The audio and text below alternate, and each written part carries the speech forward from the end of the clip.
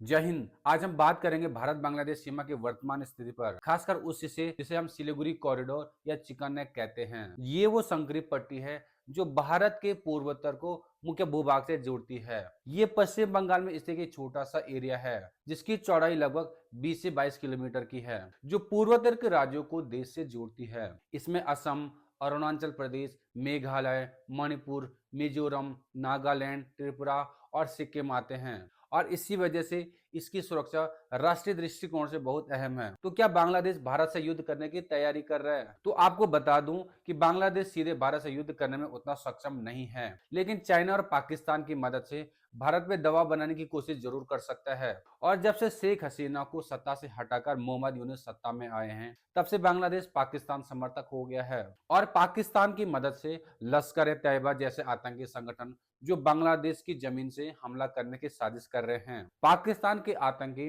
हाफिज सईद, लश्कर ए Taiba India पे हमले करने के लिए बांग्लादेश को नया लॉन्च पैड बनाने की कोशिश कर रहे हैं। मतलब प्लान ये है कि पाकिस्तान से डायरेक्टली नहीं बल्कि बांग्लादेश की तरफ से घुसपैठ कराई जाए। वही बांग्लादेश चाइना से हथियार और फाइटर जेट खरीद रहा है, जबकि बांग्लादेश की सीमा सिर्फ भारत से मिलती है। और न तो भारत ने कभी बांग्लादेश पे हमला किया है और न ही पाकिस्तान की तरह आतंकी भेजे हैं, जबकि भारत ने हमेशा बांग्लादेश को प्रोटेक्ट किया है। फिर भी बांग्लादेश लगातार अपनी नौसेना और वायुसेना को आधुनिक बनाने की कोशिश कर रहा है और उसके लिए उसने नए फाइटर जेट, मिसाइल सिस्टम और गोला बारूद खरीद रहा है और उसकी ये जरूरत पूरी कर रहा है चाइना। अब सवाल आता है कि क्यों भारत ने नॉर्थ ईस्ट में अपनी सैन्य ताकत बढ़ा दी है। भारत पूर्वोत्तर में अपनी सैन्य ताकत इसलिए बढ़ा रहा है क्योंकि वहां भौगोलिक, राजनीति और बाहरी हालात ऐसे हैं जो देश के बेहद सतर्क रहने को मजबूत करते हैं। पूर्वोत्तर भारत देश के बाकी हिस्सों से एक संकरे रास्ते से जुड़ा हुआ है जिसे सिलीगुड़ी कॉरिडोर या चिकन नेक कहा जाता है। इस इलाके में लगातार दुश्मनों की नजर रहती है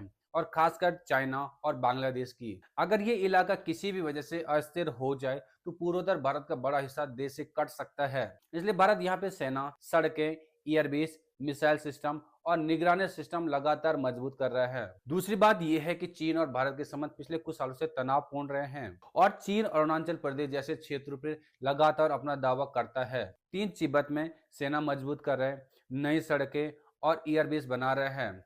इसलिए भारत भी पूर्वोत्तर में अपनी तैयारी मजबूत कर रहा है ताकि किसी भी दबाव या हमले का तुरंत जवाब दिया जा सके। एक और कारण है कि बांग्लादेश और म्यांमार के राजनीतिक हालत अस्थिर हैं। सीमा पे घुसपैठ, तस्करी, शरणार्थी गतिविधियों ने सुरक्षा एजेंसी को चिंतित कर दिया है। इसलिए भारत चाहता है कि पूर्वोत्तर में सेना सिर्फ युद्ध के लिए ही नहीं बल्कि आंतरिक स्थिरता, सीमा नियंत्रण और आपदा प्रबंधन के लिए भी तैयार रहे। ये पूरा कदम भारत अपनी सीमाओं की रक्षा के लिए कर रहा है, बल्कि ये सुनिश्चित कर रहा है कि अगर कोई बाहरी ताकत या आंतरिक संकट पूर्वोत्तर में अस्थिरता करे तो देश के पास तुरंत प्रतिक्रिया देने की क्षमता हो। और आधुनिक दुनिया में युद्ध से ज्यादा तैयारी मायने रखती है और भारत पूर्वोत्तर में यही तैनाती मजबूत कर रहा है। सिलीगुड़ी कॉरिडोर भारत के नक्शे पे एक बहुत संकरी पट्टी है जो पश्चिम बंगाल के सिलीगुड़ी क्षेत्र से होकर गुजरती है और मुख्य भारत को पूरे पूर्वोत्तर से जोड़ती है। ये पट्टी इतनी पतली है कि कुछ जगह पे इसकी चौड़ाई केवल 20 से 22 किलोमीटर ही रह जाती है। इसे देखकर समझ आता है कि अगर यह क्षेत्र किसी सैन्य या राजनीतिक कारण से बाधित हो जाए तो पूर्वोत्तर भारत लगभग पूरी तरह से देश के बाकी हिस्सों से कटा हुआ महसूस करेगा। इसके संवेदनशील होने की वजह केवल इसका संकरा आकार नहीं बल्कि उसका भू राजनीतिक माहौल भी है।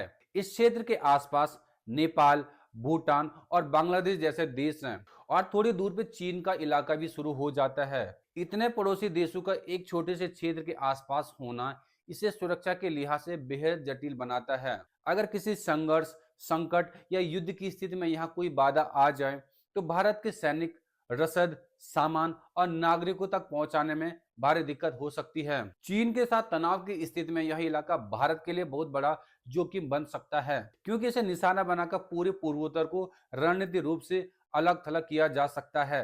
भारत इस क्षेत्र को लेकर बहुत सतर्क रहता है क्योंकि यह केवल सैनिक महत्व का नहीं बल्कि आर्थिक, सामाजिक और सांस्कृतिक कनेक्शन का भी मुख्य रास्ता है। इसलिए सड़कें, रेल, एयरबेस, सेना की तैनाती और निगरानी लगातार मजबूत की जा रही है ताकि किसी भी स्थिति में पूर्वोत्तर देश से कटे नहीं बल्कि सुरक्षित और जुड़ा रहे। तो दोस्तों, अगर आपको ये वीडियो पसंद आती है तो लाइक, कमेंट, सब्सक्राइब और शेयर जरूर करना। मिलते हैं दूसरी वीडियो में, तब तक के लिए धन्यवाद। जय हिंद।